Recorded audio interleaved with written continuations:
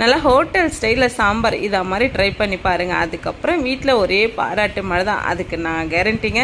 வாங்க எப்படி செய்யுதுன்னு பார்க்கலாம். கடாயில் 4 ஸ்பூன் போல் எண்ணெய் ஊற்றிக்கோங்க. எண்ணெய் நல்லா காஞ்சதும் 1/2 ஸ்பூன் போல் கடுகு, 1/2 ஸ்பூன் போல் ஜீரகம், 1/4 ஸ்பூன் போல் வெந்தயம். வெந்தயம் ரொம்ப முக்கியம், ஏன்னா இந்த சாம்பாருக்கு வெந்தயம் தான் டேஸ்ட்டே. 3 வரமிளகாய், 1 கொத்து கருவேப்பிலை, பொடியாக நறுக்கி வச்சுருந்தா 2 வெங்காயம். வெங்காயம் நல்லா வதங்கி வரணும். அந்த ஸ்டேஜில் 2 தக்காளி பழத்தை நீட்டு வாக்கில் கட் பண்ணி வச்சுருக்கேன், அதுவும் சேர்த்துக்கோங்க. நல்லா தக்காளி வெங்காயம் நல்லா வதங்கினதும் கொஞ்சமாக பீன்ஸு, கொஞ்சமாக கேரட், அதாவது 1 கேரட்டு, ஒரே ஒரு முருங்கைக்காய் வாசனைக்காக சேர்த்துருக்கிறேன்.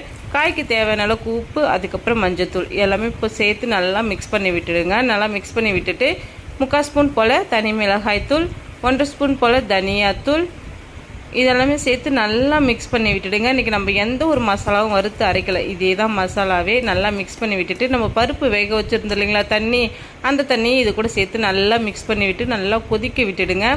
சாம்பாருக்கு தேவையான அளவுக்கு உப்பு போட்டுக்கோங்க. நல்லா கொதிக்கட்டும். நான் ஆல்ரெடி பருப்பு வேக வச்சு நல்லா கடைஞ்சி எடுத்துக்கிட்டேன். இன்றைக்கி நான் குக்கரில் தாங்க சாம்பார் வைக்க போகிறேனே. இப்போ நல்லா கொதிச்சிடுச்சு. இது அப்படியே இப்போ நம்ம பருப்பு கூட சேர்த்து நல்லா மிக்ஸ் பண்ணி விட்டுடலாம். நல்லா மிக்ஸ் பண்ணிவிட்டு ஒரு விசில் வர வரைக்கும் விட்டுடுங்க. ஒரு விசில் வந்ததும் நல்லா மேலாப்பில் கொத்தமல்லி தழைலாம் தூவி இறக்கிட்டிங்கன்னா சுட சுட இட்லி சாம்பார் ரெடி ஆகிடுங்க. நிஜமாக சொல்கிறேன், ஹோட்டல் ஸ்டைலில் டேஸ்ட்டு அல்டிமேட்டாக இருந்ததுங்க. கண்டிப்பாக ட்ரை பண்ணி பாருங்கள். உங்கள் ஃப்ரெண்டுக்கும் ஷேர் பண்ணி விடுங்க. Tata, bye bye.